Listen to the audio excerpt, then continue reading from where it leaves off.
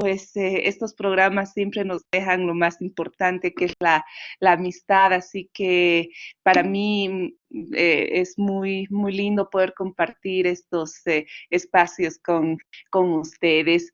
Bueno, y ahora en ya retomando nuestras clases, un saludo a todos en el chat, a todos los que están presentes. Y bueno, ahora ya nos toca empezar nuevamente con nuestras reflexiones académicas.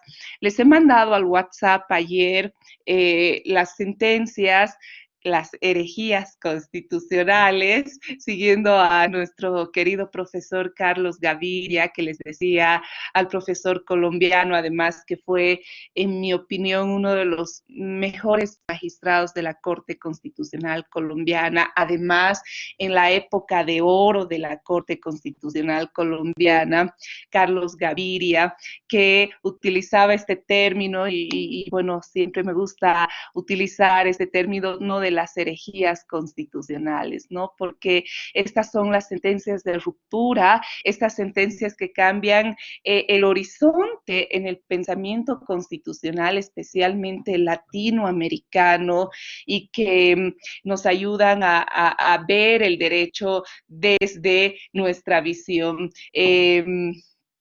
Claro, entre estas sentencias, herejías constitucionales, la primera, una de las más importantes, que tiene que ver mucho con lo que vamos a ver hoy, fue la sentencia del Fuete, ¿no? En la cual la Corte Constitucional colombiana por primera vez interpretó interculturalmente la dignidad humana. Hoy vamos a ver cómo tenemos también una sentencia, la 2007, quebrado 2013, que se las voy a ir contando y que también ayer se las he pasado, porque al igual que el Fuete, vamos a ver cómo el Tribunal Constitucional desarrolla esas herejías constitucionales y cómo también interpreta la dignidad humana bajo un enfoque intercultural y bajo nuevos métodos del derecho. Entonces, con estas herejías constitucionales, con esta invocación a nuestro querido profesor Carlos Gaviria,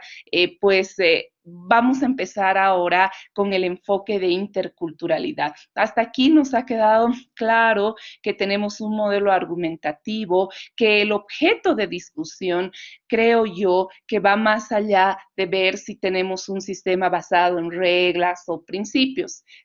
Creo que a partir de todo lo que hemos visto, podemos concluir señalando que tenemos un sistema de coexistencia entre las reglas y también un sistema profundamente axiológico en el marco del modelo constitucional vigente. Y por eso, en casos en los cuales se puede aplicar la subsunción, y estamos en un caso fácil en el cual las reglas pues han cumplido en contenido con el bloque de constitucionalidad, pues como jueces no tenemos ningún tipo de problemas y por supuesto persiste el método de subsumir los hechos a la ley. Pero hemos dicho que tenemos casos complejos y el derecho, quizás ese es el mayor desafío. El derecho, la ciencia jurídica no va o no termina en subsumir los hechos a la ley, sino más bien la labor de argumentación y de interpretación que en derechos fundamentales tiene un rol preponderante. Entonces, desde esa visión habíamos visto los casos complejos, aquellos que el aplicar la subsunción a la ley, pues, o a la Constitución, entendiéndola como reglas, nos puede generar un conflicto con todo lo que hemos denominado la doctrina del bloque de constitucionalidad. Entonces, en esa línea, por eso es que estamos desarrollando todo este modelo argumentativo, y este modelo argumentativo además tiene una esencia, tiene una razón de ser, que es no la igualdad formal, sino esencialmente la gran reivindicación es la igualdad material o sustancial. Por eso es que en materia argumentativa, el empezar a argumentar desde la igualdad formal, pues incurriríamos en un error de inicio, porque precisamente este modelo argumentativo, cuando ya hablamos de justicia material, de verdad material, pues precisamente tiene la finalidad de identificar situaciones de asimetría y asegurar la justicia material. Y esto parte muchas veces porque las relaciones de asimetría social, mañana ya vamos a tener nuestra clase específica de género, donde les voy a ir contando todo este tema de las relaciones asimétricas y donde además, entre paréntesis, tenemos una pregunta preciosa de María Angélica, de la doctora María Angélica, por ejemplo, en el tema de feminicidio, que mañana lo vamos a ver después de toda la construcción teórica que hagamos, pero vamos a empezar a ver cómo las relaciones sociales suelen ser asimétricas precisamente a partir de conceptos como el género o también en relación a los pueblos indígenas. Entonces, la ley definitivamente en muchos casos y las representaciones mayoritarias, pues todavía trasluce juicios, estereotipos de sociedades absolutamente asimétricas. Por eso es que utilizamos el enfoque, nuestros lentes, ¿verdad? Hablamos del enfoque diferencial, del enfoque de interculturalidad, del enfoque de género y del enfoque interseccional, todos con fundamento en la Constitución a partir del 14, parágrafo 2, que va a irradiar todas las pautas constitucionalizadas de interpretación de derechos que hemos visto. Y en este punto, hoy particularmente, además hemos visto cómo el bloque de constitucionalidad va a tener dos fuentes directas de derecho. Y ahora vamos a empezar a ver cómo este tema del pluralismo va a materializarse, especialmente en la jurisprudencia. Y por eso tenemos que es un primer pilar del bloque de constitucionalidad, como ya habíamos dicho, está conformado precisamente por los principios de plurinacionalidad, pluralismo, interculturalidad.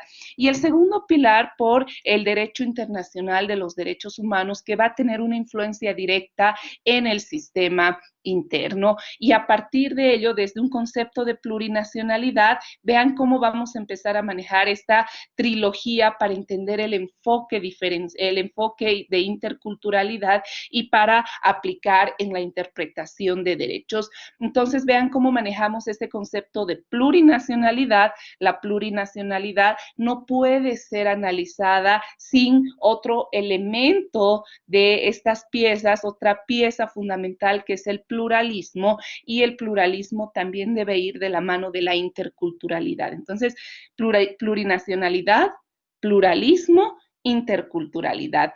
Y en esta lógica, desde esta tríade, vamos a ver el tema del pluralismo jurídico de tipo igualitario, y este enfoque intercultural plantea primero esa visión. La interpretación del sistema no puede partir de una interpretación de un sistema monocultural, sino más bien debe considerar un sistema plural de fuentes jurídicas. Habíamos dicho que una de las consecuencias esenciales cuando hablamos de pluralismo jurídico, además de tipo igualitario, la consecuencia específica es un sistema plural de fuentes jurídicas.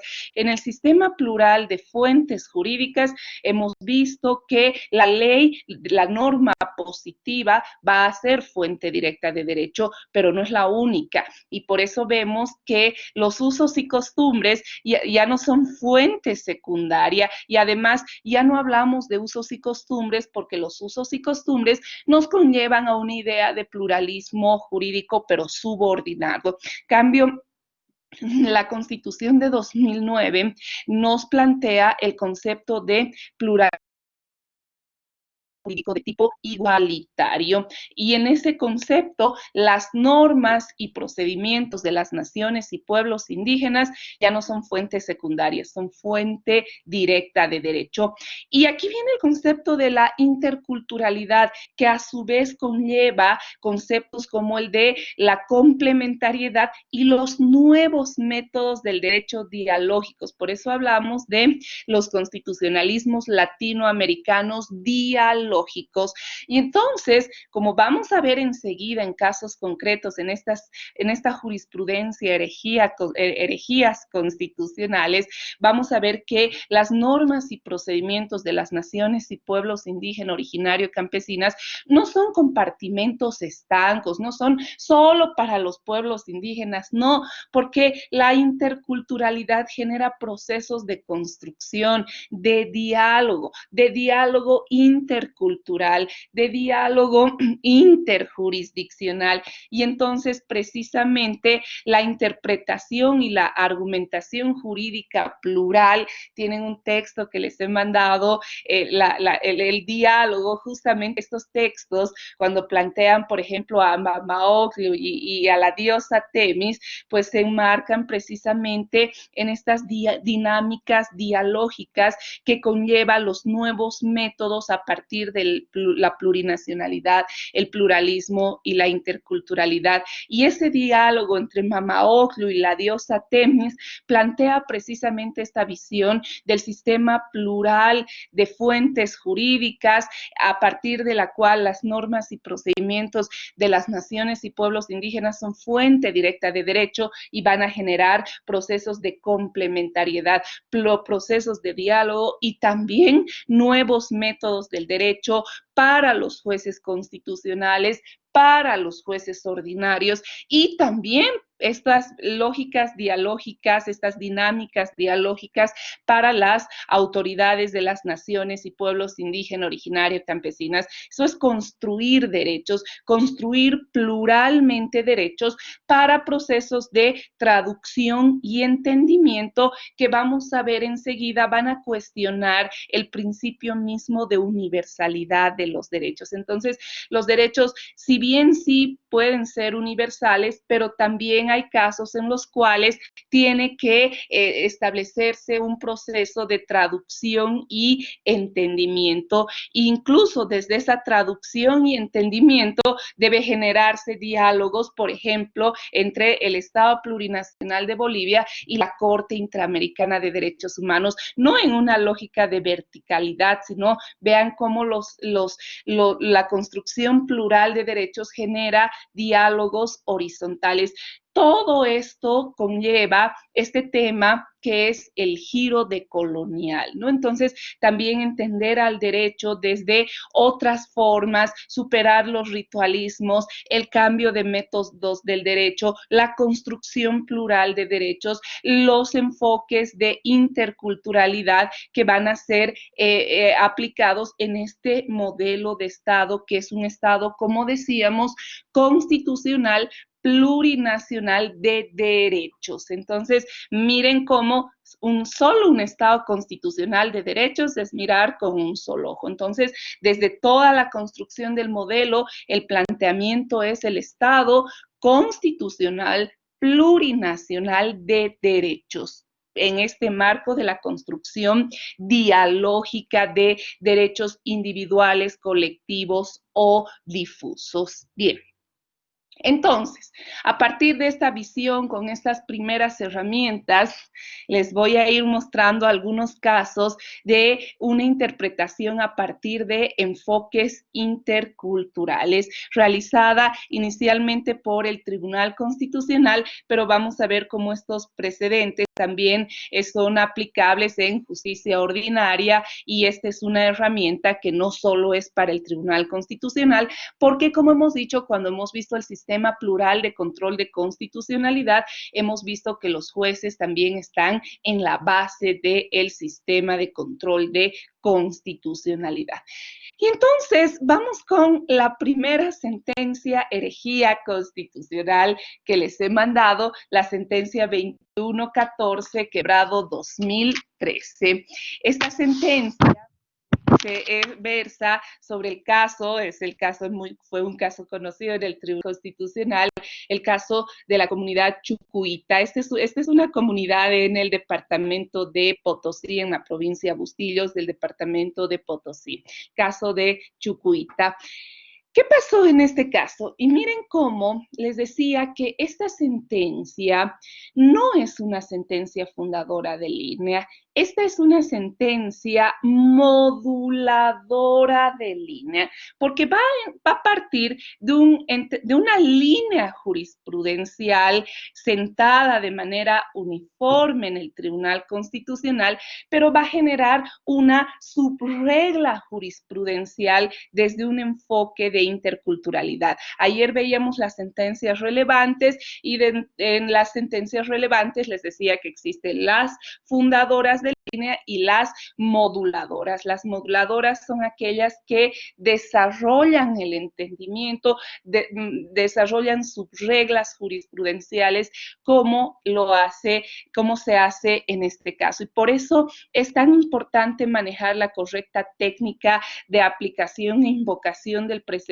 en vigor desde las sentencias relevantes, porque para los casos concretos, para ver el problema jurídico, identificar el problema jurídico que plantea el caso concreto, pues, y cómo vamos a aplicar el precedente, es importante hacer el análisis dinámico de jurisprudencia, identificando primero la fundadora de línea y luego las moduladoras para ver cómo vamos a aplicar al caso concreto. Les voy a contar un poco qué es lo que pasó en este caso. Y este es un caso muy frecuente, y ahora que estamos entrando en época de elecciones, bueno, especialmente esto se da a nivel de las elecciones subnacionales. Y este es un típico caso de un concepto que ustedes han debido escuchar muchísimo y que ahora lo vamos a ver qué sucede pues en la práctica cotidiana en nuestro país, que son las prácticas de interlegalidad. Boaventura de Sousa Santos ha desarrollado mucho este concepto de las prácticas de interlegalidad, es decir, prácticas, por ejemplo, de los pueblos indígenas que inicialmente nacen a partir de sus normas, procedimientos, en el marco de sus institutos políticos propios y que luego se fusionan para dar una legalidad en un Estado a través de formas de estructura positivista. Y eso es lo que pasa en una de las temáticas lamentablemente poco explotadas en el caso boliviano, que son los llamados acuerdos de gestión compartida. Estos acuerdos de gestión compartida que consisten en que a nivel, ustedes saben que la Constitución boliviana en el artículo 11 establece un concepto de democracia plural. Y cuando hablamos de democracia plural, tenemos precisamente la democracia directa, la democracia representativa y la democracia comunitaria, que se ejerce justamente a partir de las normas y procedimientos de las naciones y pueblos indígenas originaria campesinos. Entonces, por ejemplo, en municipios en los cuales existen naciones y pueblos indígenas originaria campesinas, se generan estas prácticas de interlegalidad. Y una de las herramientas que se ha venido utilizando, pero que además tiene raíces ancestrales, de acuerdo a, además, peritajes antropológico-culturales como el que vamos a ver enseguida, pues han demostrado que en los cabildos, en sus instancias de decisión, se utilizan lo que se llama, y esto es especialmente en tierras altas, es muy frecuente, los acuerdos de gestión compartida. Entonces, se decide, por ejemplo, ustedes saben que el periodo para un concejal municipal es de 5 años, pero internamente el pueblo indígena, a través de sus normas y procedimientos, decide una gestión compartida, es decir, decide que una persona va 2 años y medio y luego en esta lógica de sus criterios de reciprocidad, de complementariedad en cabildo, a través de sus normas, a través de sus procedimientos, se establece que esos 2 años y medio restantes serán cumplidos por otra autoridad, y esta decisión emana precisamente del ejercicio de los sistemas políticos de las naciones y pueblos indígenas, originaria, campesinas. Entonces, esto fue lo que pasó en el caso de Chuquiuta, en el cual en los cabildos se suscribieron los acuerdos de gestión compartida. Entonces, va una persona al consejo municipal, además en este municipio que tenía participación, les decía, una fuerte presencia de un pueblo indígena. Entonces va al consejo municipal, es electo a través de la democracia no comunitaria, sino la democracia representativa, en esta disfunción también del sistema, y obviamente el mandato que establece la ley es de 5 años. Bien, cuando concluye su plazo, la mitad del periodo, entonces la comunidad exige al concejal que renuncie y que asuma la otra persona, que en este caso era una mujer indígena, que además tenía que asumir ese saldo del periodo. ¿Por qué? Porque la comunidad lo había decidido así a través del ejercicio de sus sistemas políticos y en el marco de sus normas y procedimientos. Entonces, cuando se le pide la renuncia a esta persona dice, no voy a renunciar, me están obligando a renunciar. ¿Por qué? Porque la ley dice que yo he sido electo por un periodo de 5 años y por lo tanto debo cumplir con todas las formalidades, y por eso aquí les decía que la jurisprudencia constitucional ha sentado toda una línea para las renuncias en temas de autoridades electas, especialmente para garantizar sus derechos civiles y políticos. Ha establecido que la renuncia debe ser libre, debe ser personal, para que pueda tener una validez. Entonces, ha dado uniformemente desde el Tribunal de los 10 años una protección a las y los servidores públicos electos en el ejercicio de sus funciones, también en resguardos de sus derechos políticos. Pero, ¿qué ha pasado?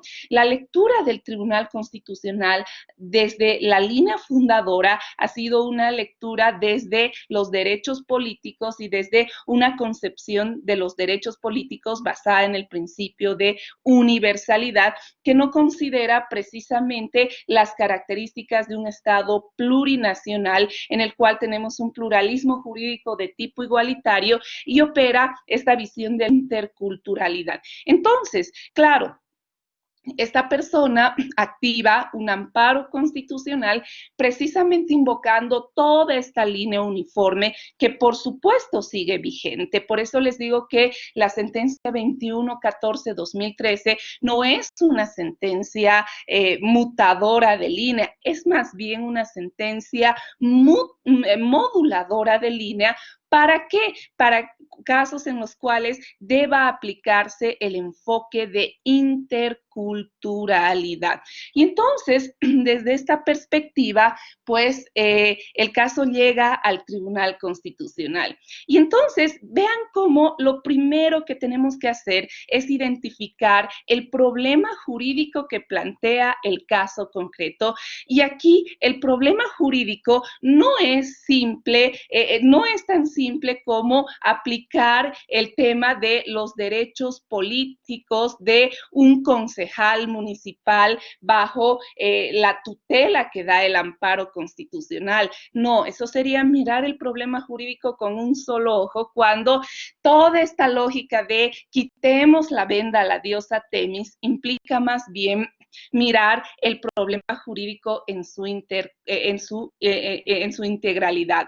Por eso es que en este caso el problema jurídico fue más bien identificar, primero, estamos aquí en una colisión, vean cómo empezamos a trabajar las colisiones y cómo vamos a tener aquí una ponderación, pero una ponderación intercultural de derechos, y cómo a partir de ello vamos a desarrollar una argumentación jurídica plural. ¿Por qué? Porque estamos hablando de una elección, o sea, la protección de un candidato por los 5 años en el marco de la democracia representativa, sí. Pero aquí, en el caso concreto, estamos viendo a un pueblo indígena y el modelo constitucional no solamente sustenta la democracia representativa, sino también la democracia comunitaria, que a veces por disfunciones del sistema, porque además en estos casos los representantes de los pueblos indígenas en consejos municipales deberían tener una representación directa a través de la democracia comunitaria. Como tenemos estas disfunciones del sistema, ¿qué tienen que hacer los pueblos indígenas? Tienen que utilizar esto que se llaman las prácticas de interlegalidad, es decir, primero ejercen su democracia y luego esa democracia la canalizan a través de las formas estatales, a través de la democracia representativa. Entonces, vean cómo el primer problema subyace en ver la democracia representativa y la democracia comunitaria. Pero además, miren cómo existe una colisión en esta visión de un sistema plural de fuentes jurídicas. Miren cómo en este caso es una colisión entre ley. Hemos dicho que la ley es fuente directa de derecho, pero en esta visión del Estado plurinacional de Bolivia, las normas y procedimientos de las naciones y pueblos indígenas, originarios, campesinos, ¿qué son? Son también formas de, son también fuente directa de derecho. ¿Cuál vale más? ¿La ley? Vean, otra vez entraríamos a la lógica del Estado monista, ¿se acuerdan que nos enseñaban? Y que ese es el cuestionamiento desde estas clases. La ley, fuente directa de derecho, la jurisprudencia, fuente secundaria, los usos y costumbres, fuente secundaria. En el Estado monista, sí. En cambio, en un Estado plurinacional, no. La ley es fuente directa de derecho y las normas y procedimientos de las naciones y pueblos indígenas, originario, campesino, también son fuente directa de derecho. Entonces, el aplicar solo la ley y resguardar derechos civiles y políticos, desconociendo el tema de la democracia comunitaria, implicaría un pensamiento absolutamente monocultural por parte del Tribunal Constitucional, y además ese pensamiento monocultural sería contrario no solo a la Constitución, sino también al bloque de constitucionalidad. Por lo tanto, ¿qué hace el tribunal en este caso? Lo que hace es precisamente proceder a la ponderación intercultural. ¿Y qué establece? A la luz de la democracia comunitaria, a la luz del pluralismo jurídico de tipo igualitario, establece que si bien la ley establece un mandato de 5 años, sin embargo, pues el Estado plurinacional, el órgano electoral, debe precisamente respetar estos acuerdos de gestión, porque emergen de normas y procedimientos que son fuente directa de derecho y que también tienen efecto vinculante en el Estado plurinacional de Bolivia. Por lo tanto, desde el enfoque intercultural establece una subregla precisamente para los acuerdos de gestión en casos en los cuales estemos frente a casos de renuncias de miembros de pueblos indígenas. Entonces, vean cómo en este caso se denegó la tutela porque se entendió que la obligación de renuncia, si bien la ley amparaba a esa persona en 5 años, pero sus normas y procedimientos, además la decisión establecida en Cabildo le dio un mandato de 2 años y medio, un mandato temporal. Por lo tanto, en el caso concreto, desde una interpretación intercultural que visualice un sistema plural de fuentes jurídicas, pues estableció que debe respetarse las decisiones de democracia comunitaria emitidas por este pueblo indígena. Bien, hasta ahí, miren cómo viene la modulación. Pero además, el enfoque de interculturalidad ya nos está planteando nuevos métodos del derecho. ¿Cómo va a saber el Tribunal Constitucional o un juez de garantías si realmente el acuerdo emergió o no de normas y procedimientos. Pues entonces vean cómo el tribunal, desde los jueces de garantías, los vocales de las salas constitucionales en control tutelar en estos casos, pues tienen que acudir a otros métodos del derecho. Y entonces aquí también empieza esta visión de la construcción plural de los derechos, porque la construcción plural de los derechos cambia esa óptica del juez de escritorio, ¿no? Ese juez que construye líneas, además verticalmente, para, por ejemplo, que desde su escritorio construye líneas para los pueblos indígenas, para las mujeres, o que interpreta simplemente desde construcciones teóricas. Por eso es que esta visión de los nuevos constitucionalismos dialógicos latinoamericanos plantean esta esencia que se llama un derecho sentipensante, un derecho vivencial, un derecho que parte precisamente de las voces, por ejemplo, de los históricamente oprimidos en casos de pueblos indígenas. Y eso implica que los jueces tienen que utilizar nuevos métodos del derecho. Entre estos nuevos métodos del derecho tenemos dos en particular que los quiero reflexionar con ustedes. Uno es el método de los peritajes antropológico-culturales. Aquí vemos cómo va a estar en armonía esa materia que creo que ninguna de las, o son muy pocas las universidades en pregrado que tienen esta materia, que es, por ejemplo, la antropología jurídica.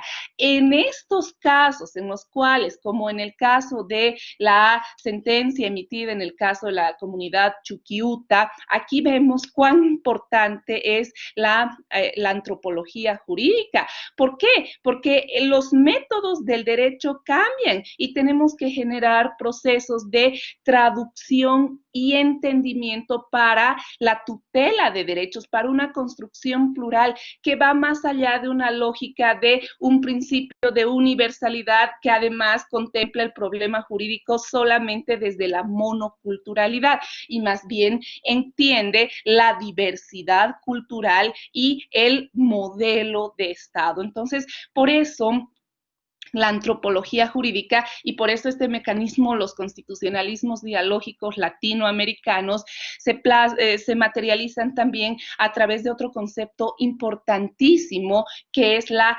transdisciplinariedad. Entonces, aquí, desde una visión netamente normativista, el derecho estaba en una esfera, ¿no es cierto?, diferente a la de las demás ciencias, por eso esa teoría pura kelseniana, ¿no?, esa protección en la cual el juez en su esfera subsumía los hechos al derecho, no podía realizar ninguna valoración adicional y su margen interpretativo era mínimo. Pues desde esta concepción de un Estado plurinacional, seguir con esa visión implicaría mantener un pensamiento monocultural y eso implicaría no visibilizar la diversidad cultural y no visibilizar esta nueva forma de pensar que se propone, que es pensar no desde la homogeneidad, sino más bien desde la diversidad. Y eso implica que necesariamente tenemos que acudir a la transdisciplinariedad.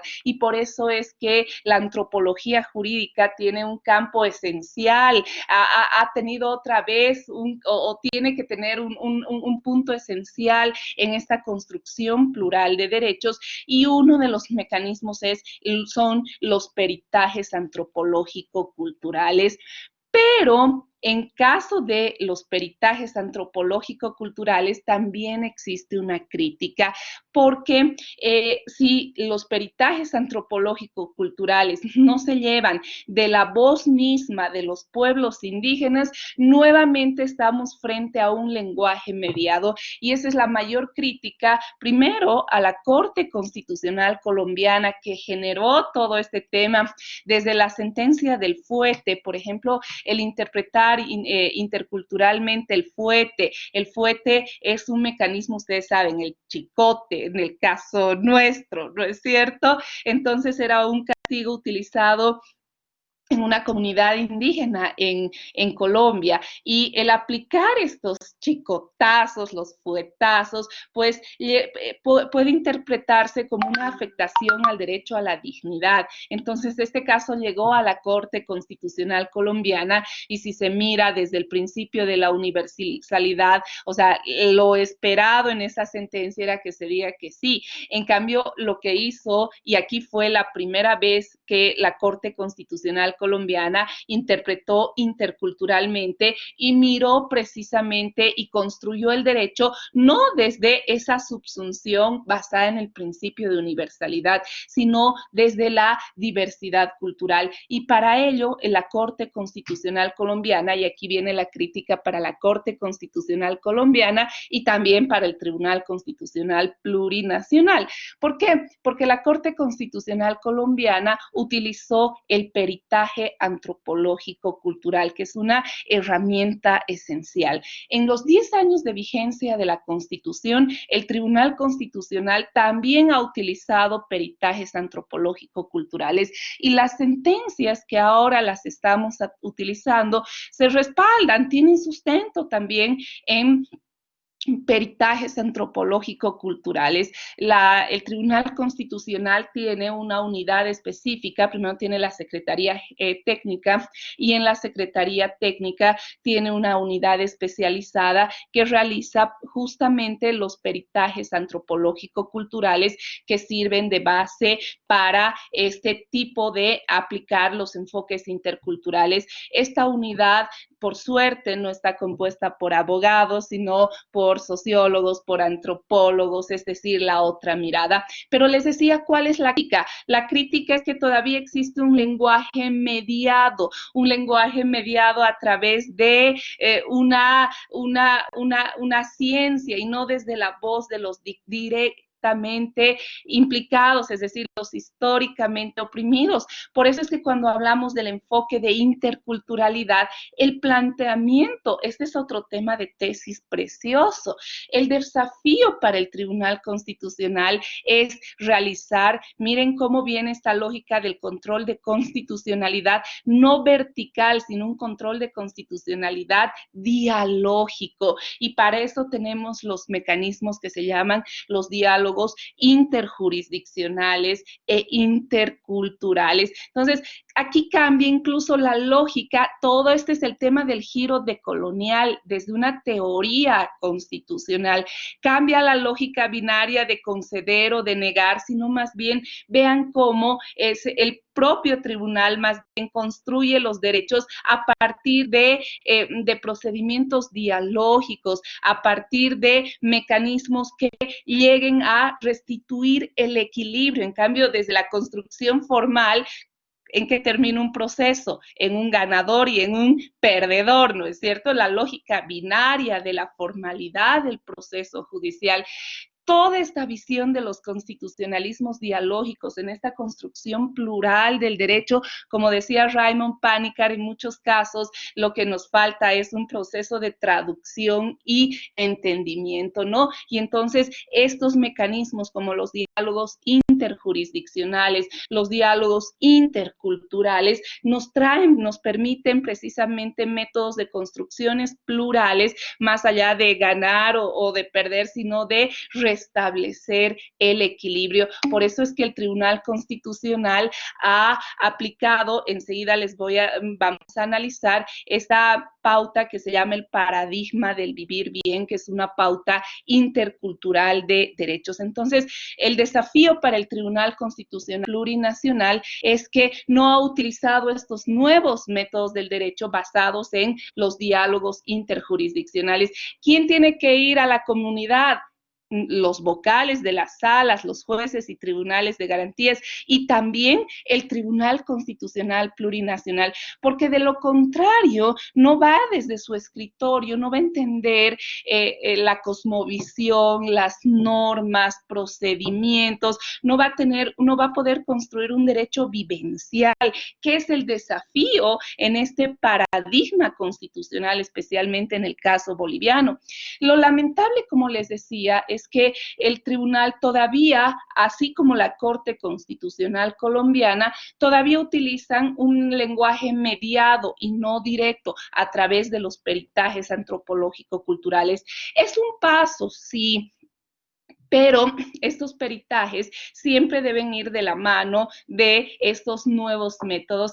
Y en el caso de la Corte Interamericana de Derechos Humanos, tenemos un caso muy importante que ha marcado huella en esto que les digo, en esta lógica de la construcción plural de los derechos. Y en este caso tenemos concretamente el caso Sarayaku versus Ecuador. En el caso Sarayaku versus Ecuador fue la primera vez, miren, al margen de las audiencias que se desarrollaron en San José de Costa Rica, fue la primera vez que la Corte Interamericana de Derechos Humanos, pueden buscarlo, van a encontrar en el video en el Google, van a ver cómo los magistrados de la Corte van en canoas, llegan hasta la comunidad en el Ecuador, hasta la comunidad de Sarayaku, y entonces, pues precisamente generan esto que se llama los diálogos interjurisdiccionales e interculturales, y a partir de eso, pues en este caso se cambian importantes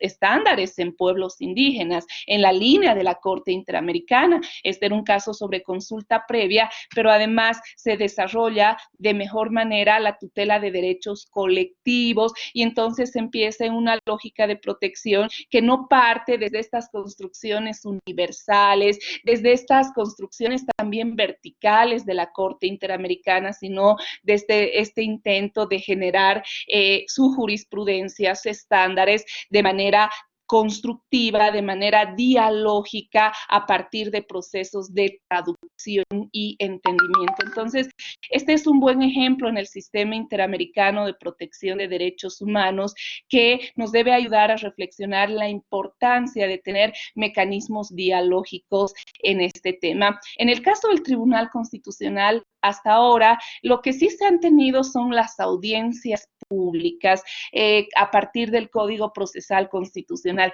pero a las audiencias públicas hay que darle no el carácter de esa verticalidad, sino esta visión de la horizontalidad. Vean por qué desde estas nuevas lógicas era tan importante tener una composición plural al interior del Tribunal Constitucional, que también creo que el sábado ya habíamos, cuando veíamos el tema de independencia judicial, les decía que otro de los graves problemas en el Tribunal Constitucional es que no existe una real composición plural, ese concepto de la autoidentificación que se ha utilizado, y luego la elección no por democracia comunitaria, sino a partir del voto universal, de los autoidentificados con pueblos indígenas que en muchos casos jamás han tenido contacto alguno con el ejercicio de la jurisdicción indígena, originaria, campesino, con estas otras miradas, pues es un grave problema precisamente para materializar esta propuesta desde lo que se llama las otras epistemologías, ¿no? Una epistemología que plantea en el derecho nuevos métodos para una construcción plural de los derechos. Solo tenemos un caso en el Tribunal Constitucional, bueno, los que hemos estado en ese momento lo hemos visto con las críticas también que merece el caso. Tenemos una declaración constitucional que es Constitucional 6, quebrado 2013, que ahí se las pongo en el chat. Esta declaración constitucional fue la primera que emergió de una consulta de una autoridad de un pueblo indígena en relación a la aplicación de sus normas. Este es un caso que se dio en la comunidad de Songo, en el departamento de La Paz. Esta declaración constitucional, que me olvidé pasar, se las voy a pasar hoy día, si ustedes la leen, contiene estándares más altos que los de la propia Corte Interamericana de Derechos Humanos en libre determinación de los pueblos indígenas y en pluralismo jurídico de tipo igualitario. Y en esta declaración fue la primera vez que se utilizó en intento de diálogos interculturales, pero se utilizó la figura no de los diálogos, sino de la audiencia pública. Y entonces, ¿qué pasó? Fue la comunidad de Songo la que tuvo que ir vino aquí a Sucre, al Tribunal Constitucional, la audiencia, y aquí viene la crítica, ¿no? Por eso es tan importante quitar la venda a la diosa Temis, realmente utilizar el enfoque de interculturalidad, porque los que estuvimos presentes en esta audiencia, la gran crítica fue que otra vez fue un diálogo vertical, ¿no? Yo creo que a los magistrados les faltaba la toga, ¿no? Y la peluca blanca para demostrar todavía ese criterio de verticalidad y no ese sentido dialógico como el que, por ejemplo, mostró la Corte Interamericana de Derechos Humanos cuando fue a la comunidad, al pueblo indígena de Sarayaku. Entonces, si bien la audiencia pública fue un avance, porque en este tipo de procedimientos ante el Tribunal Constitucional es muy importante este contacto, pero todavía si no superamos esas lógicas de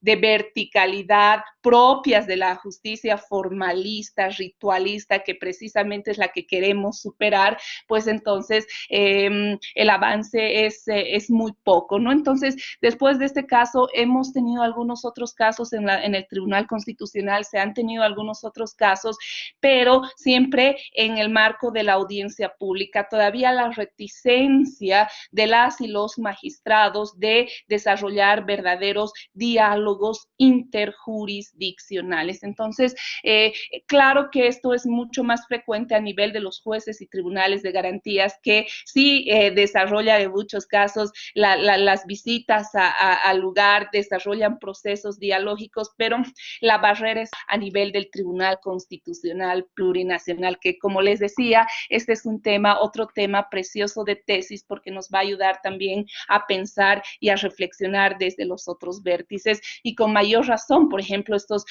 podríamos decir, pero, y bueno, ¿y en qué me puede servir a mi juez ordinario este tema de los nuevos métodos, no? Claro que pueden servir, por ejemplo, en el caso de conflictos interjurisdiccionales de competencia, ¿no? Casos en los cuales se mira y enseguida voy a llegar a un caso en materia penal con las críticas también a la sentencia, ¿no? Pero, por ejemplo, un caso en el cual se active un conflicto interjurisdiccional de competencias, ¿qué hacen los jueces? Los jueces emiten su resolución desde toda esta lógica, además desde la visión del Código de Procedimiento Penal, y antes de definir el ámbito para rechazar el conflicto de competencias, ese ámbito material, ese ámbito territorial, ese ámbito jurisdiccional, no se puede definir solo pues en base a la verdad formal. ¿Qué tendría que hacer un juez desde este modelo constitucional? Un juez ordinario en materia penal, pues tendría que aplicar todo este fundamento de los mismos dialógicos, precisamente para ver si se va a mantener en la competencia o va a derivar el caso a la jurisdicción indígena originaria campesina en este marco del modelo constitucional. Entonces, vean que el derecho no es tan simple como mirarlo desde esta lógica de la homogeneidad. Y cuando hablamos del enfoque de interculturalidad, vemos que desde la teoría constitucional se gesta un cuestionamiento profundo a la exclusividad del principio de universalidad, y más bien se plantean procesos de traducción y entendimiento. En el material que les he mandado, y enseguida voy a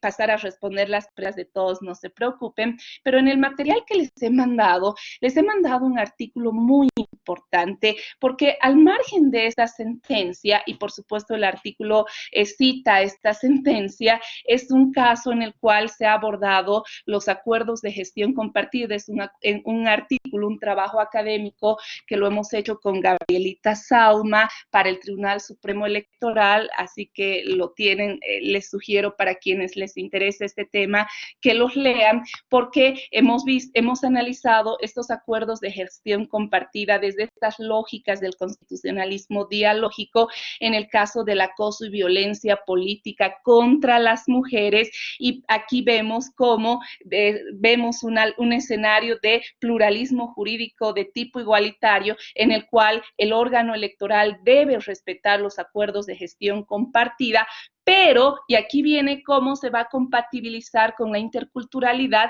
esta lógica del pluralismo jurídico, pero también con el avance del derecho internacional de derechos humanos.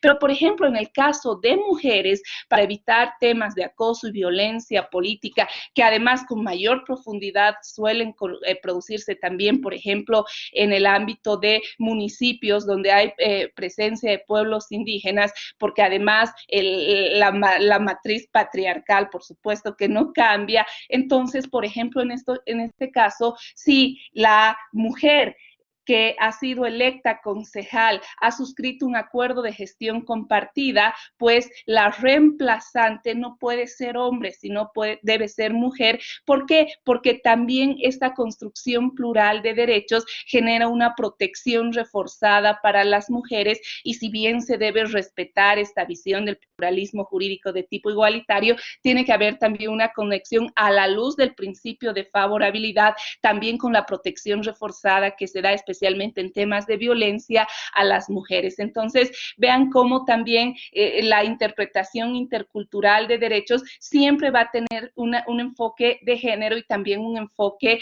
reforzado, porque también al interior de los pueblos indígenas vemos también situaciones de asimetría en relación a las mujeres. Entonces, este es un típico caso para reflexionar cómo vamos a armonizar la construcción plural de los derechos, pero bajo procesos de traducción y entendimiento en sistemas, en estados plurinacionales, bajo la interculturalidad y bajo estos nuevos métodos dialógicos del derecho. Entonces, todo este texto, toda la reflexión teórica la tienen en este texto, que es muy interesante, así que les invito a leerlo. Y entonces, por eso esta es una primera sentencia, como les digo, moduladora de línea, herejía constitucional.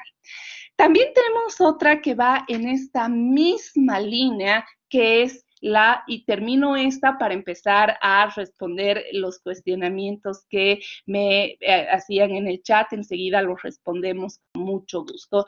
Luego tenemos la Declaración Constitucional 30, quebrado 2014. Esta es otra joya interpretativa. Les he mandado ayer y les sugiero que la lean, porque también plantea, es otra sentencia, herejía constitucional.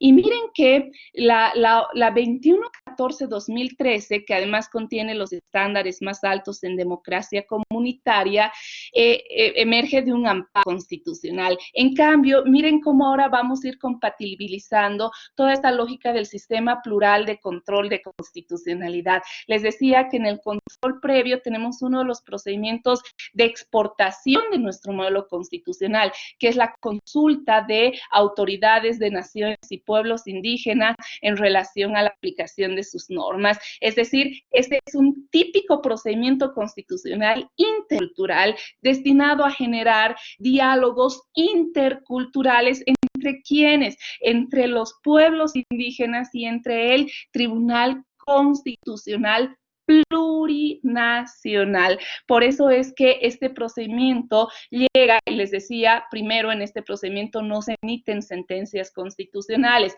sino declaraciones constitucionales plurinacionales. Y en estas declaraciones constitucionales además son conocidas no por el Pleno del Tribunal Constitucional, sino por la Sala Especializada del Tribunal Constitucional. Entonces, aquí este es otro tema de tesis también de orden procesal constitucional. Y desde mi perspectiva, este es un problema de disfunción del sistema, porque primero, en un tribunal constitucional que sea plurinacional, con composición plural, no se puede entender una sala especializada, porque otra vez estamos separando conceptos la lógica es la de interculturalidad. Cualquiera de las salas debería conocer este procedimiento porque se entiende que además todo el tribunal tiene una composición plural. Y la segunda crítica es que realmente, por ejemplo, en este último tiempo, los que conforman esta sala no son ni siquiera autoidentificados con pueblos indígenas. Entonces, el concepto de la especialidad, pues es una disfunción sistémica que debería ser corregida. Por lo tanto, pero cómo funciona este procedimiento es resuelto por la sala especializada. Y en este caso, en estos procedimientos, antes de la aplicación de su norma, es una forma de test de constitucionalidad, pero bajo pautas interculturales de interpretación. Vean, por eso les decía cuán importante es un tribunal constitucional plurinacional, con composición plural. ¿Por qué? Porque es necesario materializar procedimientos constitucionales interculturales, es necesario construir pluralmente los derechos y es necesario aplicar enfoques de interculturalidad. Y en este procedimiento tenemos dos sentencias que realmente son icónicas. La primera, la Declaración Constitucional 6-2013, que ya se las puse, que les decía que fue la primera que resolvió una consulta de este tipo y que contiene estándares más altos en libre determinación y pluralismo jurídico de tipo igualitario que la propia Corte Interamericana de Derechos Humanos, para que vean que nosotros también podemos crear jurisprudencia incluso más alta que la del tribunal, que de la Corte, y que la Corte, este es otro tema de tesis de maestría precioso, la Corte no puede generar estándares desde una construcción vertical, sino dialógica y horizontal, considerando precisamente estos avances. Por eso viene el principio de progresividad que también vincula a la Corte Interamericana de Derechos Humanos desde esta visión del sistema interamericano de protección de derechos humanos. Entonces, les decía que tenemos esa primera declaración, la 6-2013, y esta otra que es preciosísima, es una joya interpretativa, que es la 30/2014, que se las he mandado.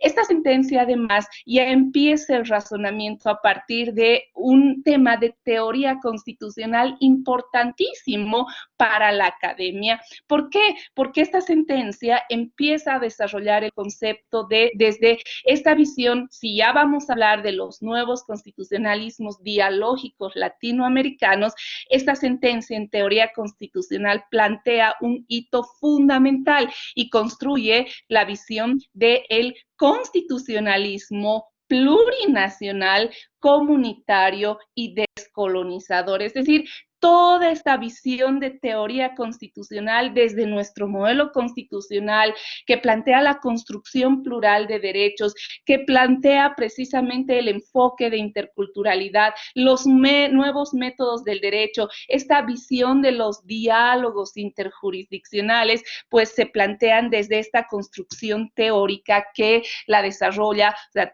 las tesis que realicen cuando vean el caso boliviano tienen que partir de este estándar, porque esta sentencia ha generado un tema de doctrina jurisprudencial muy importante cuando describe los rasgos del modelo constitucional. Lo mismo en este caso se utilizan peritajes antropológico-culturales, este es el caso de la nación Urochipaya, y también obviamente se empieza a desarrollar esta visión, el problema es exactamente el mismo, solo que en relación a un alcalde, y entonces se establece la validez de las decisiones asumidas en derecho comunitario en relación a estos que les cuento, acuerdos de gestión compartida. Nuevamente, el método de esta sentencia, como van a ver, miren cómo ya estamos entrando a la práctica, se utiliza el método de la ponderación intercultural a través de nuevos métodos del derecho y se determina la compatibilidad de esta decisión asumida por la comunidad. Además, se hace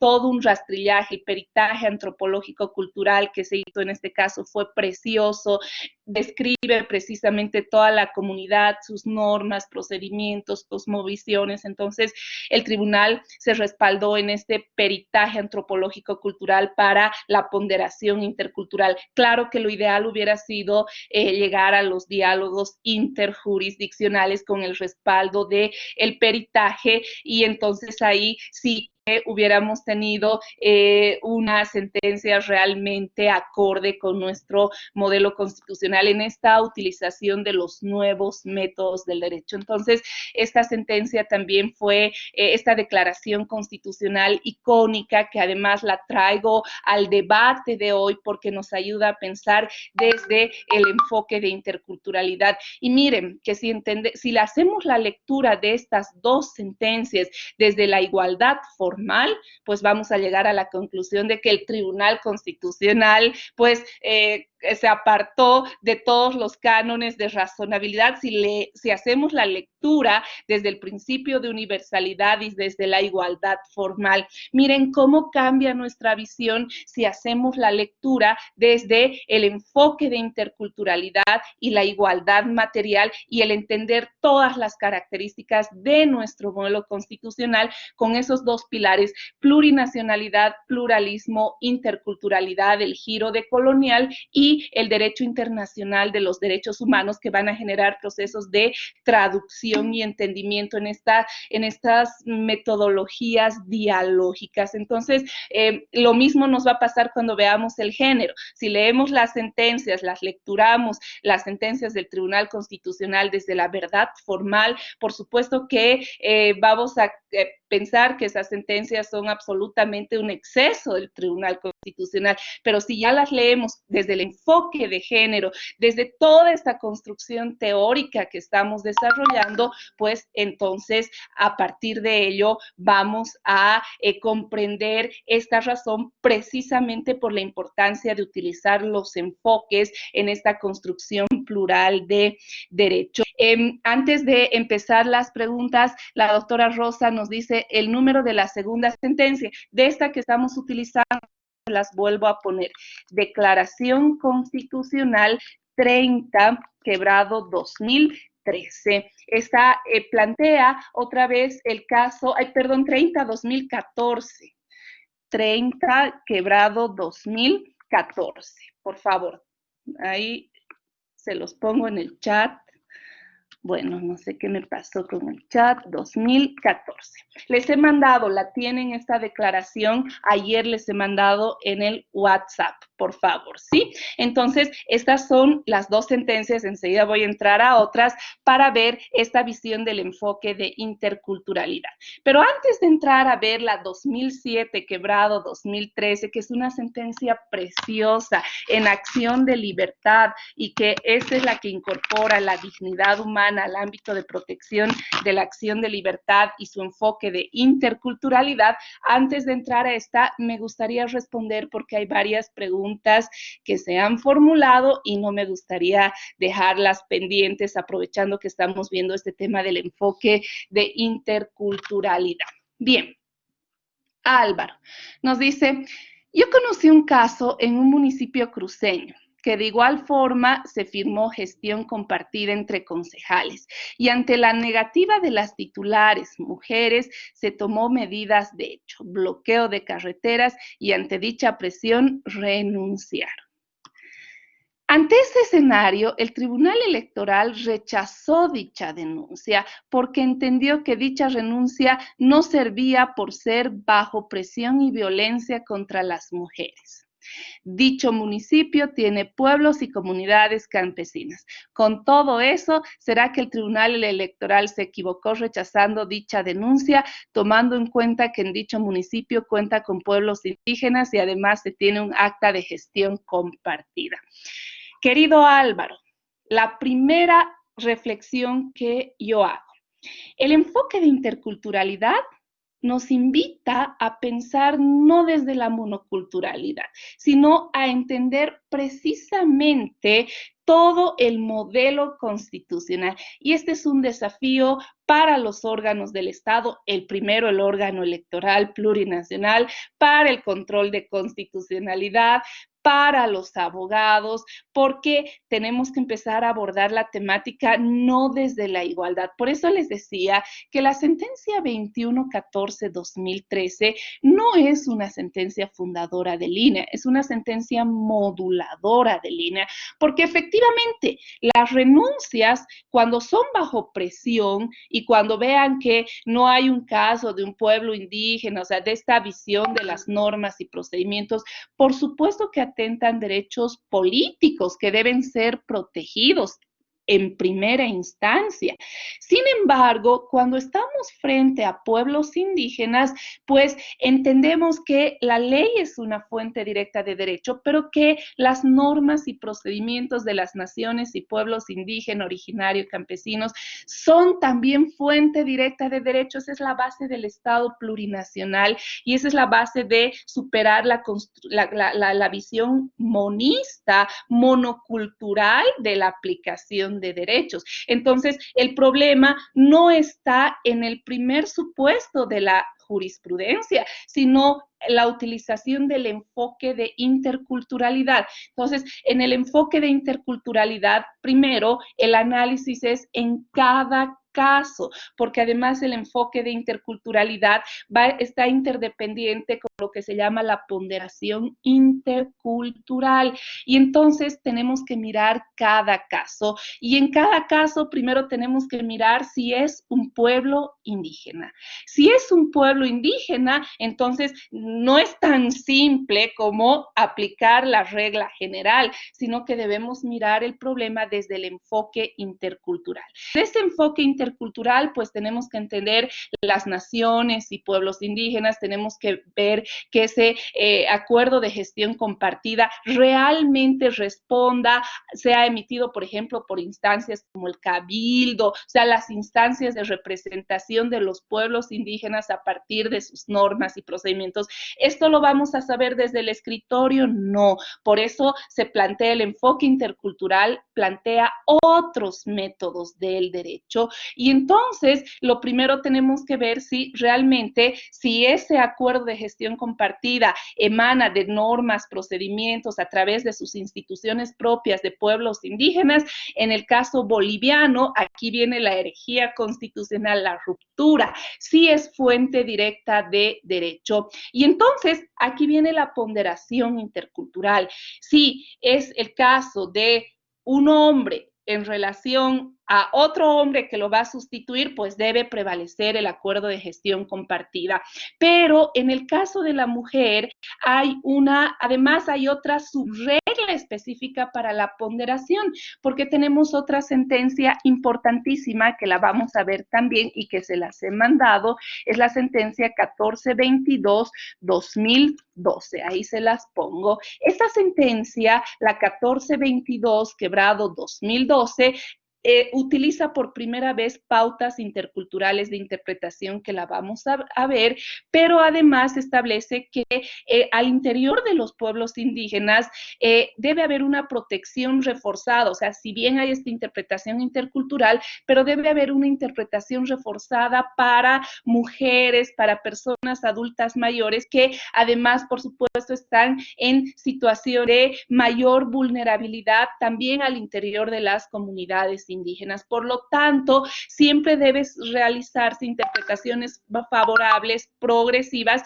en esta ponderación intercultural. Y en este caso, a partir de lo que nos cuenta, es el caso de una mujer. Y hemos dicho que parece que esa ponderación intercultural, este es un típico caso de procesos de traducción y entendimiento entre las normas y procedimientos con el derecho internacional de los derechos humanos, y aquí hay un equilibrio. La mujer siempre tiene que tener una protección reforzada más desde una lectura del acoso y violencia política en conformidad con el bloque de constitucionalidad. Entonces, el límite de los acuerdos de gestión compartida para pueblos indígenas es que estas rotaciones que pueden ser determinadas y que pueden ser plenamente válidas, son válidas en tanto y cuanto la rotación, si es una mujer quien deberá sustituir cumplir es otra mujer, porque también el criterio de paridad y alternancia debe prevalecer al interior de los pueblos indígenas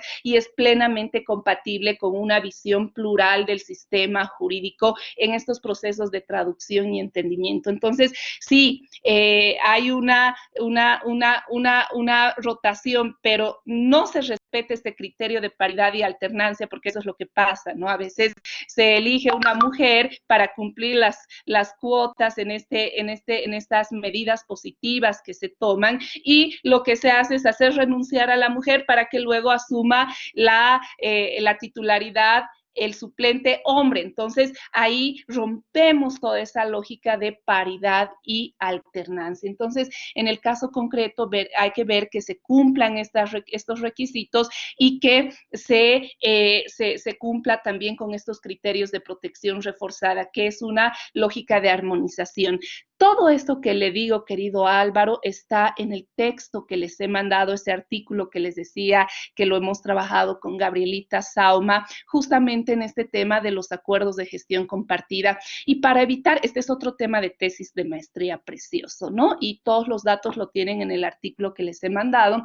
La propuesta es que para evitar estos temas, antes de, o sea, cuando se suscriba estos acuerdos de gestión, estos deben ser informados al órgano electoral plurinacional, precisamente para que se tenga un registro y también el órgano electoral respete estos acuerdos de gestión compartida, pero también garantice, por ejemplo, el tema del ejercicio de derechos políticos, especialmente de las mujeres indígenas, que también tienen una situación, están en una situación de real asimetría al interior de las comunidades indígenas. Entonces, pero para ello, yo no puedo dar una respuesta en abstracto, tengo que utilizar los otros métodos. El órgano electoral no puede dar una renuncia solo o rechazar este caso solamente en base a una lectura monocultural o desestimar acuerdos de gestión compartida solo en el marco de una lectura monocultural.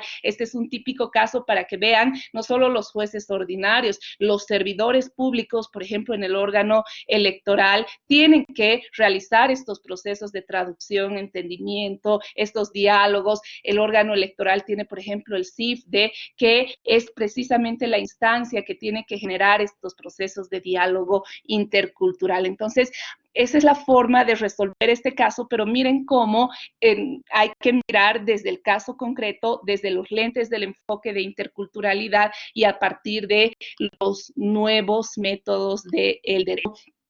Muchas gracias por la pregunta, querido Álvaro. Espero haberla respondido y también para mayor precisión, para mayores datos, me remito al artículo que les he mandado.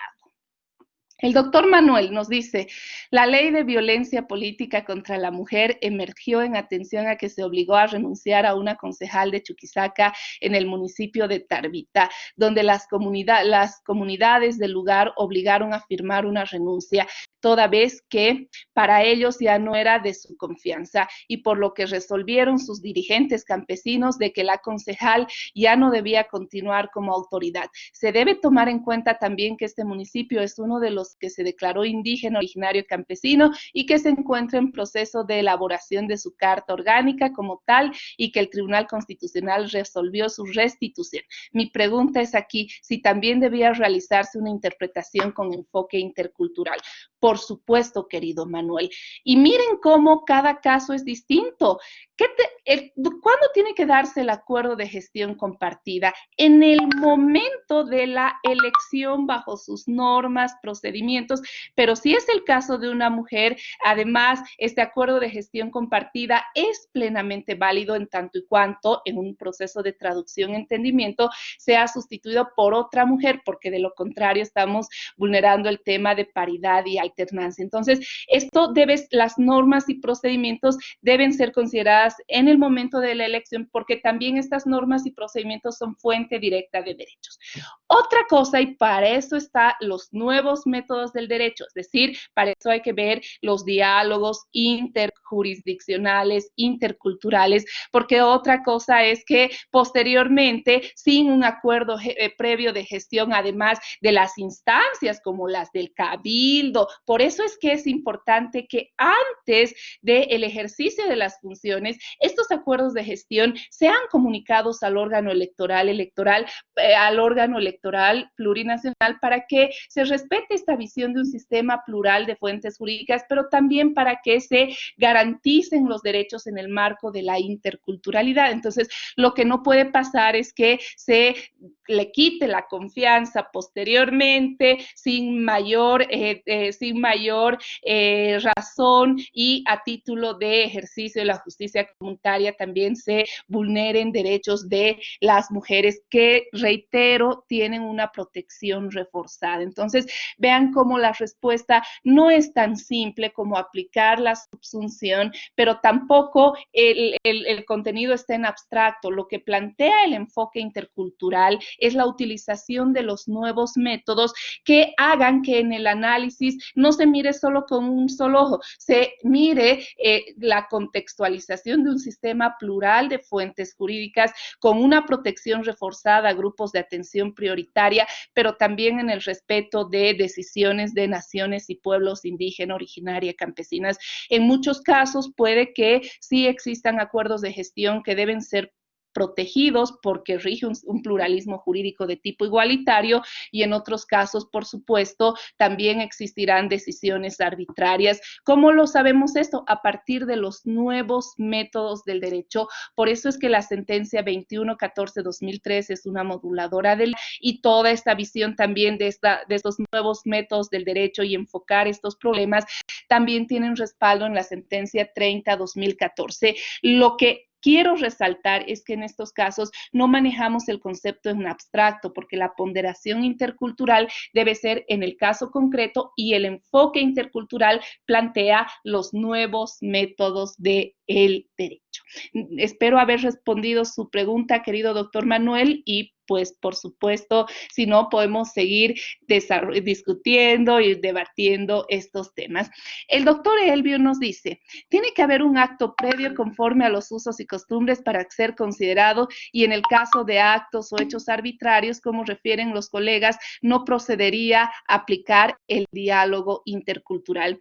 Por supuesto, de hecho, la Declaración Constitucional 30 quebrado 2014 y también la 2114-2013, la van a leer, hace referencia y en la ponderación hace el análisis de las vías de hecho. Una cosa es las vías de hecho, ¿verdad? Pero las vías de hecho no se pueden analizar desde la mirada monocultural. O sea, primero hay que entender la raíz, hay que entender de dónde emerge el acuerdo de gestión. Para eso el peritaje antropológico cultural junto con el diálogo intercultural va a ser esencial. Lo que no tenemos que partir es de la premisa de que es directamente una vía de hecho. ¿Por qué? Porque desconoce la ley, porque eso sería un razonamiento monocultural. Puede que exista, por supuesto, una vía de hecho, pero para determinar la vía de hecho, ¿qué es lo que tenemos que cambiar?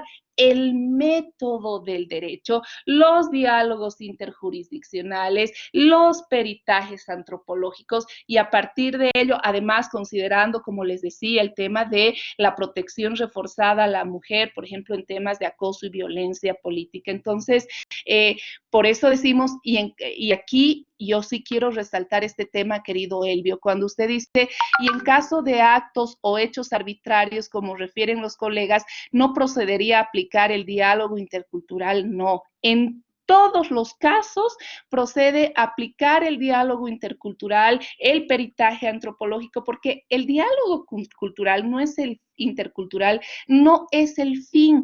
Estos son los nuevos métodos del derecho. Entonces, estos métodos nos llevan a un fin para ver si fue una vía de hecho o si fue precisamente un acto que responde a un acuerdo de gestión compartida previa que emanó de un pueblo indígena a partir de sus normas, a partir de sus procedimientos que también son fuente directa de derecho en un Estado plurinacional. Entonces, los diálogos interculturales, reitero, no son fines, son los medios, las herramientas biológicas que se utilizan en esta visión del constitucionalismo, que de acuerdo a la sentencia 30/2014 es un constitucionalismo plurinacional, comunitario y descolonizador. Entonces, hay varios métodos del derecho. Uno es el de la subsunción, ¿no es cierto? En cambio, las herramientas del método de los diálogos interculturales o interjurisdiccionales son herramientas destinadas ¿a qué? A consolidar la ponderación intercultural. Cuando hay colisión, por ejemplo, de ley, los 5 años de la ley, con una decisión de un acuerdo de gestión compartida que emerge de normas y procedimientos, que va a ser también fuente directa de derecho. Ahí vamos a tener que hacer una ponderación intercultural en el caso concreto, pero para saber si es una norma y procedimiento que emerge de la cosmovisión de los pueblos indígenas, eso no lo puedo hacer con la subsunción ni desde el escritorio. Tengo que aplicar estas herramientas dialógicas. Entonces, los diálogos no son un fin, sino son una herramienta, son un camino para determinar si realmente vamos a realizar la ponderación intercultural o si se trata de una vía de hecho. Si se trata de una vía de hecho, por supuesto que se brinda la protección. Y este tema se ha aclarado específicamente, por eso estas dos sentencias es importante entenderlas en su magnitud, la 2114/2013 y la 30/2014, ¿sí? Bueno, luego tenemos otra pregunta de la doctora Rosa. Disculpen.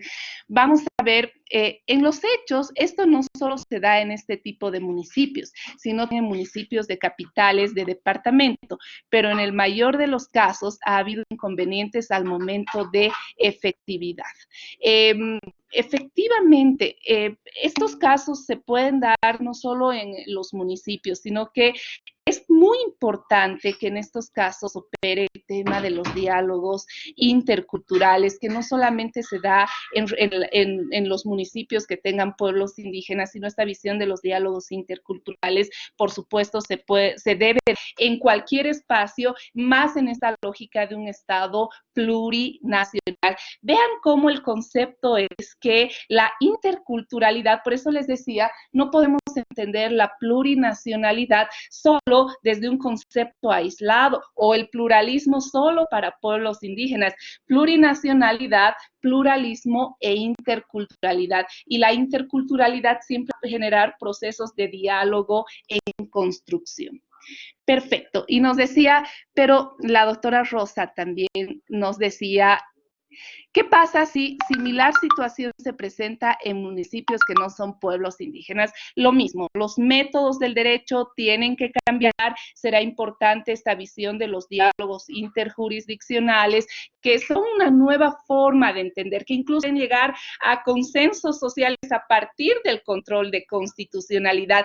Y qué buena pregunta que me hace la doctora Rosa, porque aquí además, si estamos hablando, por ejemplo, del municipio de Sucre, una renuncia. O sea, será importante utilizar primero para el proceso de amparo, miren, unos vocales de las salas que utilicen estos mecanismos, pues primero vamos a entender que puede existir un acto, por ejemplo, arbitrario, una vía de hecho que vulnere derechos políticos, por ejemplo, del caso de una mujer. Entonces, estos métodos de los diálogos interjurisdiccionales nos va a servir para otro tema que el día sábado lo vamos a analizar en detalle, que es la reparación integral de daños. O sea, no solamente, y eso es lo que lamentablemente hace el Tribunal Constitucional, de nada sirve que ordene la restitución de esa persona, por ejemplo, al Consejo Municipal, si no aplica toda la reparación integral de daños, además con un enfoque intercultural,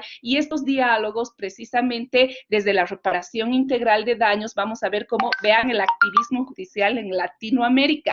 Entonces el juez puede aplicar medidas de satisfacción o, por ejemplo, garantías de no repetición, precisamente para generar procesos de acuerdos sociales desde diálogos de la sociedad para evitar esta repetición repetición. O sea que estos métodos dialógicos también son un camino para determinar si ha habido vulneración al derecho, que va a ser un insumo esencial para el Tribunal Constitucional para aplicar la doctrina de reparación integral de daños, que ya la han visto con Gabrielita y que la vamos a volver a ver conmigo el día sábado, pero desde esta visión del enfoque intercultural. Vean cómo el juez constitucional, miren, esto es Latinoamérica, esto es Bolivia, en Europa esto es todavía un poco surrealista, ¿no? Pero vean cómo el juez constitucional, por ejemplo, en las garantías de no repetición, a partir de estos nuevos métodos, desde estos nuevos enfoques, puede, como juez, generar políticas públicas, ordenar, por ejemplo, diálogos a nivel social. Vamos a ver algunos casos. Les sugiero esta reparación integral de daños a partir de mecanismos dialógicos ha tenido una sentencia importantísima en el Tribunal Constitucional, que es la sentencia 7, quebrado 2018-S2, que les sugiero que la lean. Esta sentencia emerge de una acción popular que además tutela derechos de usuarias, usuarios, consumidores del transporte público en la ciudad de Tarija, una sentencia preciosa, y vean cómo esta sentencia utiliza precisamente estos mecanismos en la doctrina de reparación integral de daños. Entonces, claro que sí, querida doctora Rosa, se debe aplicar estos mecanismos, no son solo para pueblos indígenas, porque la interculturalidad y la plurinacionalidad no quiere decir que los pueblos indígenas estén en un compartimento estanco, alejados, excluidos, derechos paralelos, no, sino son derechos interdialogantes. Ese es el concepto de la plurinacionalidad. En cambio, aquí viene una diferencia entre la plurinacionalidad y la pluriculturalidad. En la pluriculturalidad se respetan las normas, procedimientos, sí, pero en un marco de paralelismo. En cambio, la plurinacionalidad genera procesos de diálogo, genera procesos de construcción, y esa es la construcción plural de derechos en un Estado constitucional plurinacional de derechos. Y enseguida, además, bueno, no sé si tengo tiempo, quiero ver la sentencia 2017, quebrado 2013. Aquí vamos a ver, por ejemplo, cómo en un tema que aparentemente preocuparía solamente al área citadina, pues se hace una construcción plural precisamente a partir también de un diálogo con normas, valores, procedimientos, cosmovisiones de los pueblos indígenas. Entonces, este es el concepto de el Estado plurinacional. El doctor Ricardo. ¿Se puede llegar a un acuerdo de conciliación intercultural pueblos indígenas? Sí, yo entiendo que sí, y se puede llegar a un acuerdo antes a través de mecanismos dialógicos, porque se supera esta lógica formalista, especialmente de los procesos constitucionales. Vean cómo el derecho, ahora hablamos de un derecho procesal constitucional mirado desde el giro decolonial, y por eso vamos a ver mañana las pautas constitucionalizadas para la interpretación de derechos. Me hubiera encantado con ustedes ver, vamos a ver la acción de libertad y el amparo. Me hubiera encantado ver con ustedes la acción popular, porque aquí vamos a ver que la acción popular materializa un derecho procesal constitucional desde el giro decolonial. O sea, si una acción realmente responde a este Estado plurinacional, es pues la acción popular. El problema es que el Tribunal Constitucional sigue mirando y sigue interpretando los presupuestos de orden procesal constitucional de la acción popular desde esta lógica y los métodos monoculturales. Pero bueno, si tenemos oportunidad, tiempo, vamos a ver. De hecho, les he mandado un artículo sobre la acción popular a 10 años de vigencia, la Constitución, donde se hace una crítica muy fuerte al Tribunal Constitucional, y va a partir de todo esto que estamos viendo. Y entonces, desde esta visión de estos procedimientos interculturales, puede pues haber, no se llama conciliación, sino estos métodos traen una labor de traducción, entendimiento. Entonces, más allá de nuestro cliché de conciliación, procesos de traducción y entendimiento para vivir bien. O sea, vean cómo el cambio del chip jurídico es absoluto, porque nos plantea, y claro, este tema no tiene una solución. Vean cómo está en constante diálogo, cada caso es diferente, justamente y rompemos la lógica binaria de la concesión o denegación del ganador o perdedor, y más bien es una lógica de restauración de derechos a partir de procesos dialógicos. El doctor Alberto nos dice: la expresidenta del Tribunal Supremo de Justicia, la doctora Díaz, denunció violencia de género de los demás magistrados y dijo que la presionaron a renunciar y defenestraron de su cargo. Al final asumió un varón. Pregunta: ¿hay un contenido de diferenciación interseccional de género y protección reforzada en participación compartidas hombres y mujeres? Muy bien, querido doctor Alberto. No se olviden que en el caso boliviano tenemos una de las leyes más importantes, pero también les voy aprovecho la pregunta porque este es otro tema de tesis precioso de maestría. ¿Por qué?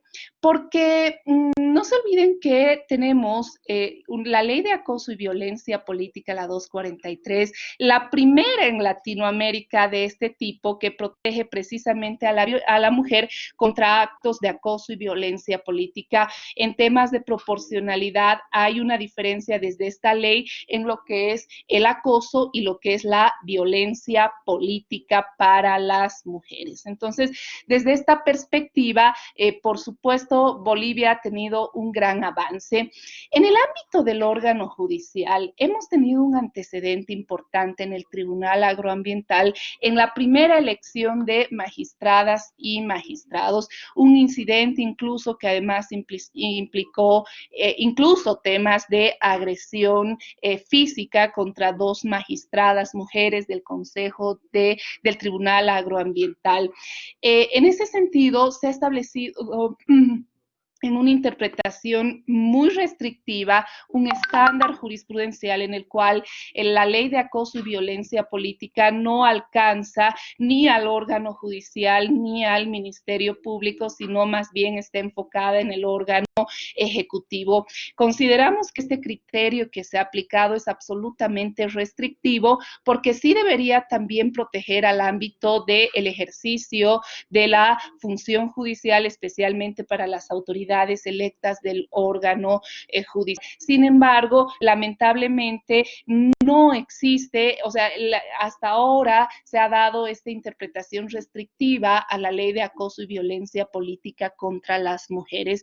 Y desde ese punto, la reflexión académica es que sería importante trabajar en una ley de acoso y violencia específicamente para mujeres, tanto en el órgano judicial y en el Ministerio Público, que son dos sectores que también, si bien no tienen la característica de las mujeres electas, por ejemplo, en el órgano ejecutivo o en el órgano legislativo, pero también pues a distintos niveles, y aquí la preocupación va desde altos niveles, niveles medios y también al tema de personal de apoyo vinculado con el tema de acoso y violencia política. Entonces, sí es un tema importante.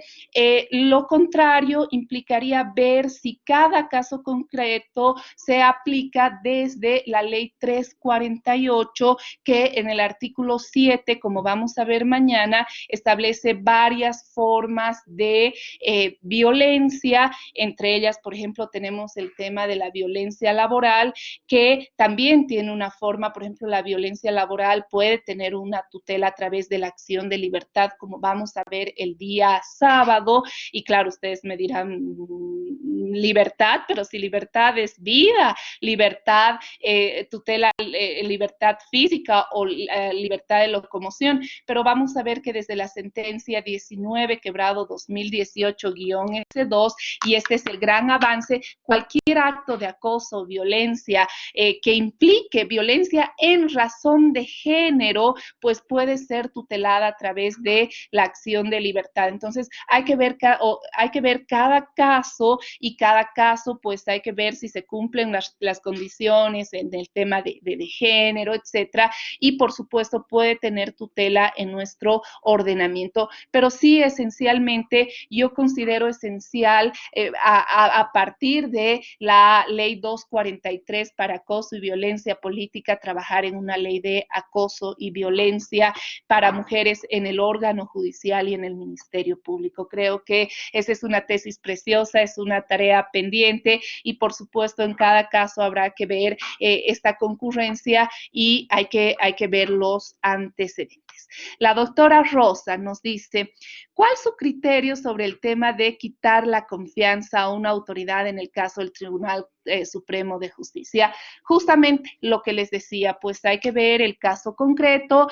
Por supuesto, la ley 348 establece una protección reforzada a las mujeres. Hay que ver si esas razones implican estereotipos, prejuicios, y todo esto lo vamos a ver mañana con mayor detalle porque vamos a ver si implica estereotipos o prejuicios que puedan significar violencia en razón de género. Y si hay violencia en razón de género más allá de la propuesta de una ley específica, pues tenemos herramientas de directa justiciabilidad. La sentencia 19-2018-S2 ha abierto el sendero en este sentido y ha establecido que sí se puede dar una protección reforzada. Entonces, la ley 348 es un gran avance y es importante analizar además con la perspectiva de género.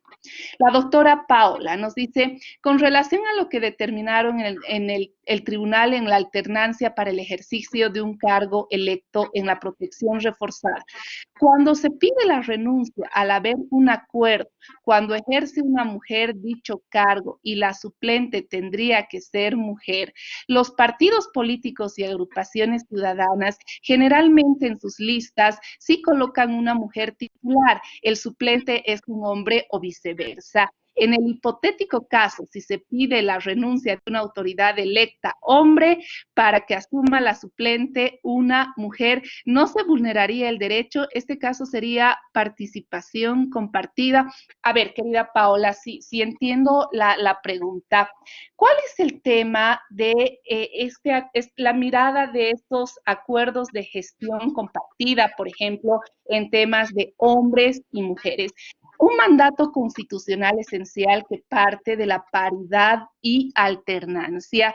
En sociedades históricamente asimétricas como las bolivianas, se asumen medidas o políticas reforzadas a grupos de atención prioritaria. En este caso, el tema de la paridad y alternancia asegura el acceso de las mujeres a la participación política en condiciones no de igualdad formal, sino de igualdad sustantiva, atendiendo esas asimetrías, esas relaciones, esa construcción de relaciones sociales asimétricas. Entonces, desde esta perspectiva, el tema de la paridad y alternancia es una garantía constitucional en un Estado constitucional plurinacional de derechos. Por lo tanto, para el tema de mujeres electas, si una mujer titular, y esto se aplica a nivel de los partidos, y este es un tema que realmente se incumple en el caso boliviano, es decir, las listas tienen que contener primero, asegurar la cuota de mujeres, porque esto parte de políticas de protección reforzada basadas en una perspectiva de género, mirando estas situaciones de asimetría. Desde esa lógica, si una mujer es candidata, pero además va a ir como titular en la lista, para que se cumpla la garantía de paridad y alternancia, la candidata suplente debe ser mujer. ¿Por qué? Porque si va una candidata titular mujer y va un hombre, en caso de que esta candidata renuncie por fallecimiento, por cualquiera de las causas, quien va a asumir va a ser el hombre. Y entonces vulneramos ese mandato constitucional ¿de qué? De la paridad y alternancia. Por eso es que la garantía, y eso aún en los acuerdos de gestión compartida que se realicen en los pueblos indígenas, a partir de sus normas y procedimientos, hay un límite, porque esta es una garantía de protección reforzada a las mujeres. ¿Qué pasa en el caso contrario? Un hombre titular y su suplente puede ser hombre o puede ser, perdón, o puede ser mujer, cualquiera de los dos. ¿Por qué? Porque en estos casos no hay ningún problema que el suplente sea hombre, porque el enfoque de género trata de plasmar precisamente, trata de superar relaciones de asimetría, de históricas relaciones de asimetría. Entonces, de acuerdo a lo que usted nos pregunta, en el hipotético caso, si se pide la renuncia de una autoridad electa hombre para que asuma la suplente una mujer, no se vulneraría el derecho. Este caso sería participación compartida. Correcto, querida Paola, no se vulneraría porque se tendría que respetar el acuerdo de gestión compartida, que va a ser una norma y procedimiento desde este sistema plural de fuentes jurídicas, pero además desde esta concepción no hay una protección reforzada, porque el hecho de que supla a otra persona que sea hombre no va a vulnerar de ninguna manera el derecho. La razón de proteger a la suplente mujer es una protección reforzada precisamente para cumplir esta garantía que es la paridad y alternancia que debe darse en todos los casos de elección de autoridades, precisamente porque no partimos de una lógica de igualdad formal, sino desde una relación de asimetrías. El doctor Felipe nos dice, en el caso de la concejal, usted manifiesta que el reemplazante debe ser mujer para no vulnerar la paridad y la alternancia. Pero si es requisito a la hora de presentar las planillas de candidatos de acuerdo a la alternancia y paridad, dispone que la candidata es mujer, su suplente será varón, y si es varón, su suplente será mujer. A ver, vamos por partes. Pero si es un requisito a la hora de presentar la lista, primero, querido doctor Felipe, el requisito desde una mirada constitucional a la hora de presentar las listas, y esto quiero resaltar, debe ser que se garantice no solo la paridad, sino este otro concepto que es la alternancia.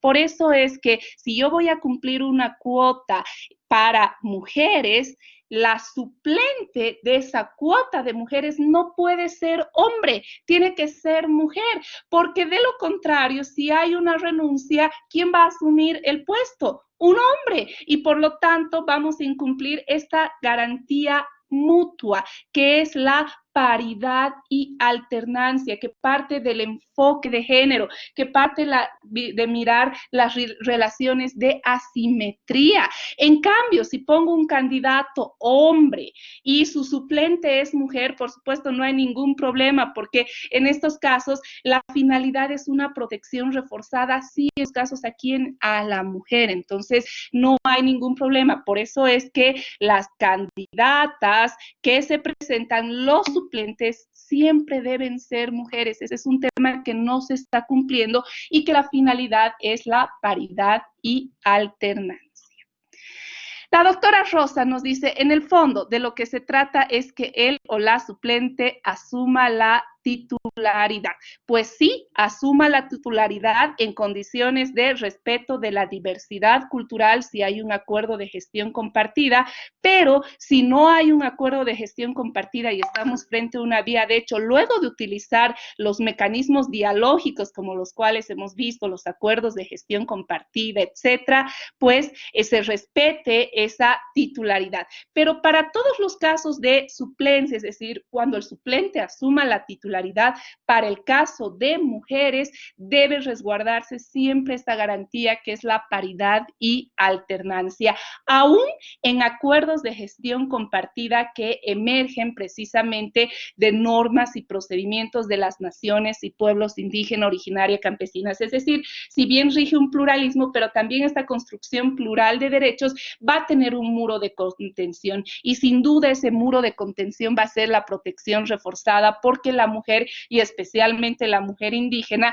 pues también se encuentra en una situación de asimetría, y ese criterio de protección reforzada en contextos interculturales y ha sido desarrollado por el Tribunal Constitucional en la sentencia 1422/2012, que, como les decía, y que son las sentencias que, bueno, mañana al principio las voy a volver a ver. La 1422/2012 es una sentencia fundadora de línea. Es la primera vez que el Tribunal Constitucional establece una pauta intercultural de interpretación, pero además establece que, si bien se aplican pautas interculturales, siempre en relación a mujeres, en relación a personas adultas mayores, personas con discapacidad, siempre se va a dar interpretaciones favorables, reforzadas y protectivas. Desde este estándar, los acuerdos de gestión compartida en esa visión de entender un sistema plural de fuentes jurídicas van a ser plenamente válidos, sí, pero en tanto y cuanto esa gestión compartida, si es una mujer indígena, deba asumirse por otra mujer indígena, porque de lo contrario se estaría vulnerando precisamente otra garantía que va a complementar este sistema plural de fuentes jurídicas, que en un Estado plurinacional es la garantía reforzada de la paridad y alternancia. Bien, con todo esto, ahora sí, ya como siempre me pasé de mi tiempo, voy a hacer mis conclusiones finales antes de cerrar nuestra clase. Hoy hemos visto el enfoque de interculturalidad. Miren que el enfoque de interculturalidad genera precisamente mirar el derecho desde nuevas visiones. Primero, entender que los derechos tienen que construirse no solo desde la lógica del principio de universalidad. O sea, desde Bolivia planteamos una crítica al principio de universalidad, a partir precisamente de los principios de plurinacionalidad, pluralismo, interculturalidad, que van a generar diálogos con el derecho internacional de los derechos humanos. Entonces, toda esta visión del enfoque de interculturalidad implica, primero, considerar un sistema plural de fuentes jurídicas, en el cual también las normas y procedimientos de las naciones y pueblos indígenas también son fuente directa de derecho. Pero además, el enfoque de interculturalidad plantea otro reto: aplicar otros métodos del derecho, como los diálogos interjurisdiccionales, los peritajes antropológico-culturales, para precisamente desarrollar la ponderación intercultural. Y la ponderación intercultural va a implicar mirar el caso no en la abstracción, no para todos los casos, sino siempre con las particularidades del caso concreto, y siempre desde una protección reforzada, especialmente a grupos de atención prioritaria. Pues bien, con esto hemos terminado nuestra clase. Yo les agradezco muchísimo por esas preguntas, por esa participación y siempre por estas clases de herejías constitucionales. Siempre tenemos que concluir en que todo esto está en un proceso de construcción, y la invitación es siempre a mirar desde los otros vértices. Así que creo que hemos cumplido el objetivo de hoy. Mañana vamos a seguir con nuestras clases. Muchas gracias a todas y todos por su paciencia, por su tiempo y fundamentalmente por su participación. Robertito. Muchas gracias, doctora. No, hacer una aclaración y bajo el principio de que vi dos preguntas ahí de dos compañeros maestrantes sobre la sucesión en el Tribunal Supremo de Justicia. Pues el Tribunal Supremo de Justicia es un tribunal colegiado y por tanto las decisiones que se asumen dentro de la sala plena, como se hace en todas las instituciones, igual como el Tribunal Departamental de Justicia. Por tanto, digamos, no tengo conocimiento por ahí de que uno de los motivos de la quitada de confianza a la expresidenta fue las decisiones unipersonales que desarrolló. Entre una de ellas, claro ejemplo, hay varios colegas que son aquí jueces y vocales, en la cual dispuso un descuento del 30% a nivel general de todo el personal y así sucesivamente. Y eso no fue asumido por la sala plena. Bueno, no, ya no voy a entrar en otras consideraciones, pero sin embargo es importante aclarar que el Tribunal Supremo de Justicia es un ente colegiado y que por tanto sus decisiones que se toman dentro del seno de la sala plena. Eso para efecto de que hoy día no nos representa el doctor Olvihegüe como magistrado por Santa Cruz y presidente del Tribunal Supremo de Justicia. Ese es el nombre de la persona quien dirige la institución actualmente. Muchas gracias, doctora, que tenga un excelente día. Gracias. Bueno, y mañana lo más importante es que siempre pensemos en clave del enfoque de interculturalidad y el enfoque de género, que sí se tiene que pensar en todos los ámbitos, ¿no? O sea, podemos concluir en ese tema y es importante, precisamente este curso lo que nos hace es pensar en el enfoque de género y el enfoque intercultural. Cada caso hay que analizar. En el ámbito académico damos las herramientas. De acuerdo a las herramientas, pues hay que analizarlas en cada caso y sí, en el ámbito judicial hay que reflexionar mucho estos temas que mañana también los vamos a seguir abordando y es importante precisamente generar el pensamiento desde los otros vértices, ¿no? Bueno, con eso, querido Robertito, muchas gracias por este espacio, muchas gracias a todas, a todos, muchas bendiciones. Nos vemos Muchas gracias, mañana. doctora. No, que tenga hasta mañana y igualmente a los colegas. Hasta mañana. Muchas gracias, gracias a usted.